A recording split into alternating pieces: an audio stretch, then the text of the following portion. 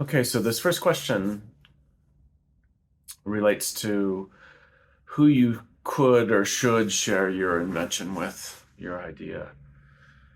And the conventional wisdom is to tell no one, right? And that's what you'll typically hear. And if you talk to your attorney, that's what they'll certainly say. And why they're saying that is um, talking to somebody who isn't under some sort of secrecy obligation is what they call a publication, meaning that you've told it to them even if you haven't written it down. You could be at a restaurant or a coffee shop and somebody overhears it. That would count against you. And in many foreign countries outside the US, at that moment, you give up your ability to file a patent upon that idea. In the US, you have a 1 year grace period after you've started to disclose it to people, either verbally or in paper or in a press release or at a trade show. But even though that is the case, if somebody then takes your idea, maybe they had signed an NDA and goes ahead and files a patent on it, the first to the patent office usually gets the patents.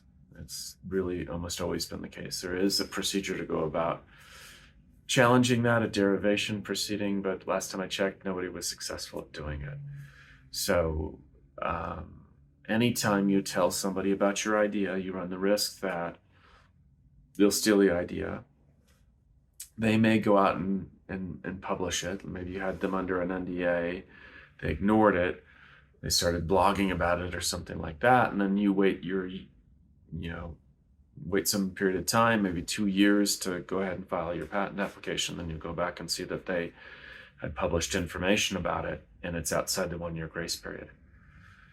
Or worse, that they filed a patent on it. They took your idea, and I think it would be unlikely that you would just steal your idea wholesale, but what often happens is when you tell somebody about something, it gets them thinking maybe about problems that they have in their business or things that they could solve, and they might write a patent that builds upon your idea, but blocks you from innovating or releasing a product.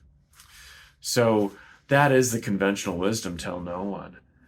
And I would say that has problems, right? How do you raise capital?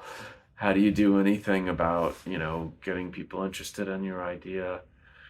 I think the good compromise, or is to go about filing a provisional patent really quickly. You have to write it up, and it has to have all the disclosure and all the enablement and all the technical details associated with the normal patent, but it doesn't have to have the formatting requirements. So you might have published a paper, you have a draft paper you're about to submit for publication. You could submit that. Often papers don't say how, they just say here's the results. And the patents often tend to be to the how you went about doing it, the technical solution for the problem, the technological problem that you had.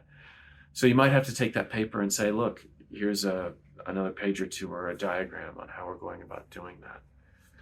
And under those circumstances, then you could go and talk to people. So it's not unusual for a client to call me up and say, look, I'm meeting with a vendor tomorrow. They're under an NDA, but I don't really trust them. What can I do? And my answer is, try and figure out what you're going to tell them. And let's file a provisional really quickly.